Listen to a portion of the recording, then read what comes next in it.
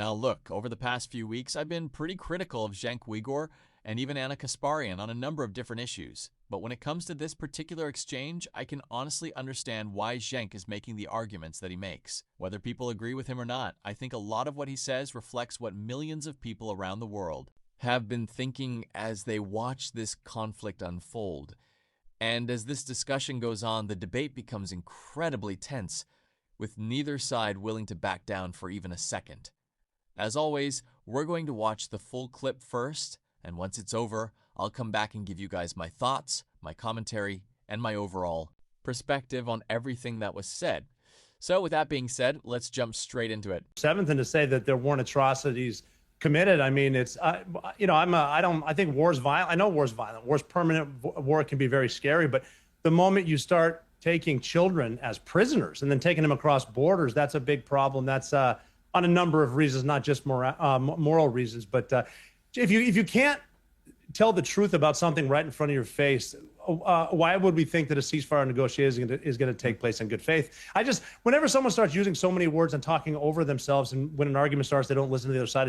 It's a very frustrating, especially on the first Monday of the week. Yeah, Cenk Uygur, welcome back to Uncensored, to you.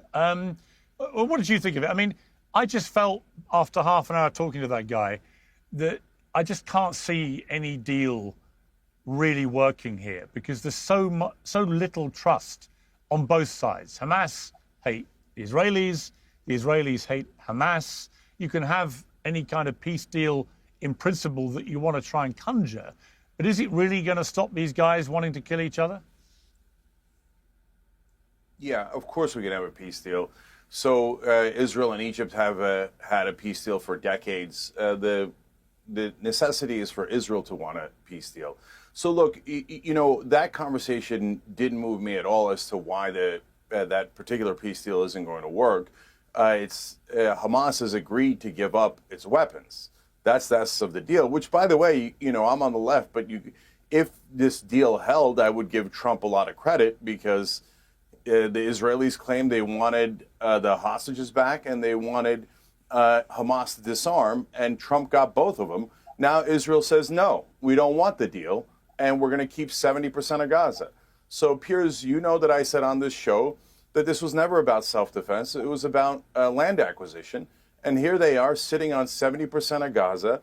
They basically forced over 2 million Palestinians into 30% of Gaza, which is an open-air concentration camp. So, you asked them about how they took hostages. I think that they shouldn't have killed any civilians and they shouldn't have taken any hostages. Now, Israel takes thousands upon thousands of hostages. They never charge them with any crime. They don't even bother to pretend that they did anything wrong.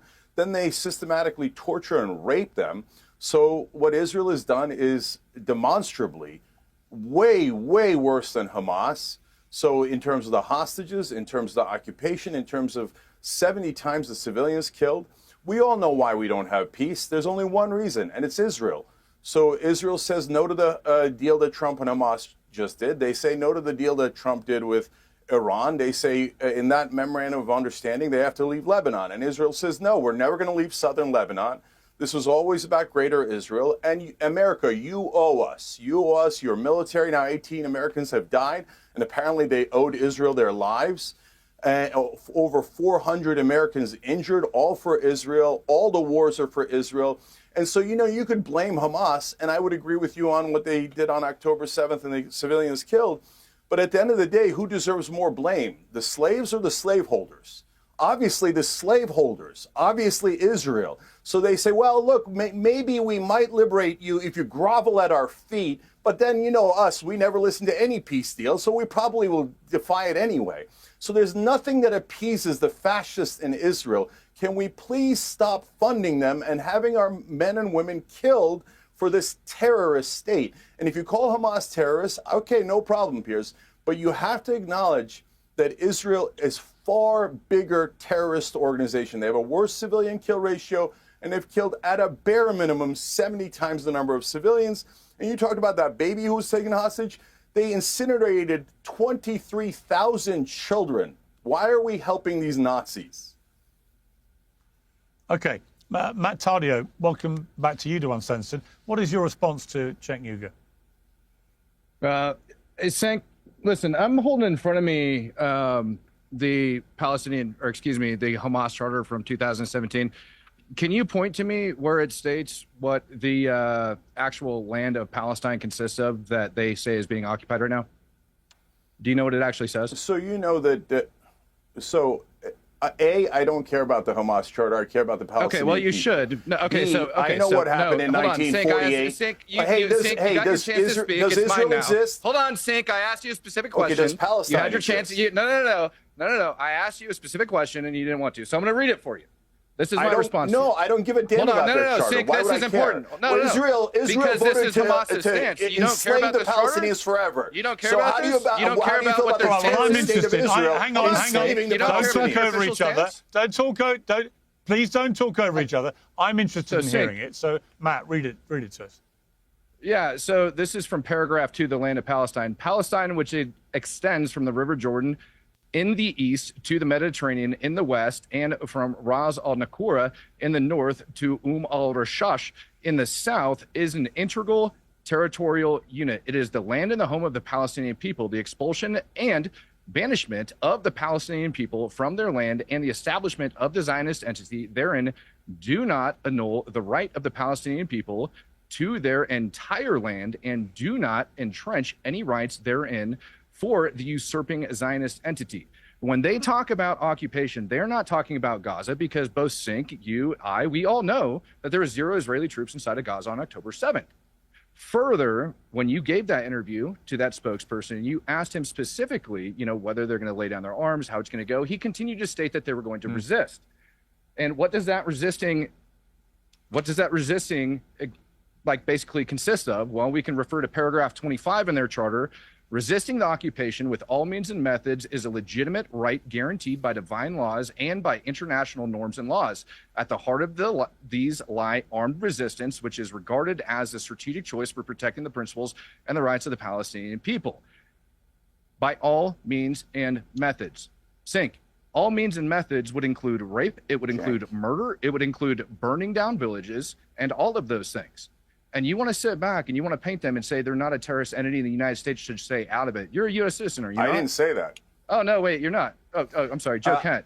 You had stated that. No, I am a U.S. citizen. I didn't say they weren't a terrorist organization. You're doing stupid Israeli talking points, and I'm very happy to answer them. This isn't an Israeli. Hold on. This isn't an Israeli talking point. This is a Hamas talking point.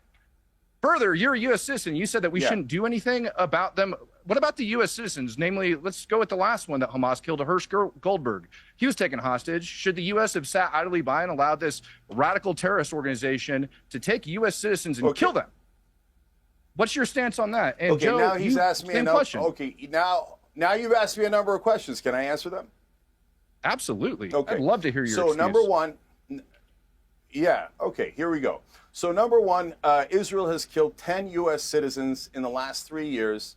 No one has been arrested. So our government is saying Israel is allowed to murder U.S. citizens, and we won't ask them to even arrest the people who did it.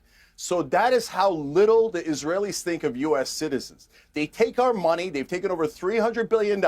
We haven't sent a dime to the Palestinians. All we do is fund the endless genocides and wars of Israel because they bribe 94% of our Congress. They bribe people like you and people in media to pretend that they're innocent.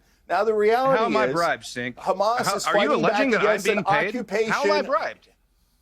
No, I don't care. Maybe you grovel to Israel for free. I don't really care why you suck up to Israel when you should be caring about America and our American boys and girls that are dying for Israel for no damn reason, and all of our money being stolen by the Israelis for no reason. And you come on here about the Palestinians resist their occupation in the wrong way. Hey, I thought I was going to get to answer. Well, until you come in here threw crying an about, allegation the against me that I'm Israelis. paid. Okay, no. So every time he talks over me, so you say, the Israelis are murdering and taking hostages, and for 80 years they've pulverized the Palestinians. And by the way, you mentioned from the river to the sea. Netanyahu has said Israel is going to take from the river to the sea. Hamas is is entirely theoretical because they have no power to execute it. Israel actually is executing from the river to the sea, and they did a genocide, and they murdered over 76,000 people to do that. And you say, oh, what Israel does from the river to the sea, when they murder 23,000 children, no big deal. But when the Palestinians dare to fight back against their enslavement, all of a sudden, I can't believe what terrorist Palestinians are. It's the least they could do to fight back against those monsters. So the least that Hamas could do to the Israelis are the core monsters here. Hold on, this is clear. The least. I will let Matt quickly respond to what you just said at the end. The least that Hamas could do to fight back against the monsters was October 7th. That's your stance, to be clear. No, I didn't say October 7th. I said fighting back in terms of resistance against our military. Oh, resistance. And right now, Israel has a worse civilian kill ratio than Hamas. So if I acknowledge that Hamas is terrorist, then you must acknowledge, that Israel is worse terrorist. Far worse terrorist. That's not true. And Piers, will you acknowledge that the Israeli government is a terrorist government? Gentlemen, I want to segue to Iran before we run out of time. Joe. So I'm going to go ahead and leave the clip there. If you want to watch the full discussion without any interruptions, I'll leave the original linked down in the description below so you can check it out for yourselves. But the first thing that really stood out to me was what Matt tried to do during the closing moments of that exchange. It was a classic attempt to create a gotcha moment. Everyone listening understood that Cenk was talking about armed resistance against the Israeli military, yet Matt deliberately tried to twist those comments into sounding as if Cenk was defending the October 7th attacks. He knew exactly what he was doing, and in my opinion, it was more about scoring debate points than honestly engaging with what was actually being said. The problem is that this happens far too often whenever this subject is discussed. Instead of having a genuine conversation about what's taking place, people immediately try to paint anyone who criticizes Israel as somehow supporting Hamas. But those are two completely different positions. Hamas has committed acts that have been widely condemned, and many countries classify it as a terrorist organization. At the same time, there are also many people who believe Israel's military actions in Gaza deserve criticism because of the scale of civilian suffering. Those views are not mutually exclusive, yet some commentators continue pretending that they are. I also thought Cenk raised an interesting point when he argued that if the objective had only been self-defense and securing the return of the hostages, then the fighting should have ended once those goals were achieved. His argument is that the conflict has expanded beyond those original objectives and that broader political ambitions are now driving events. Whether you agree with that conclusion or not, it's clearly the foundation of the case he was making throughout the debate. Then there's the issue of the Hamas charter that Matt kept referring to. Personally, I don't think simply reading from a document settles the argument. Political documents can tell you what a group claims to believe, but people ultimately judge governments and organizations by their actions. That's why international opinion has become to believe, but people ultimately judge governments and organizations by their actions. That's why international opinion has become so divided over this conflict. People are looking at what's happening on the ground and reaching very different conclusions. Let me know what you think about this debate down in the comments below. Who do you think made the stronger arguments? And did either side change your perspective? As always, don't forget to leave a like, subscribe to the channel if you're new, and I'll catch you all in the next one.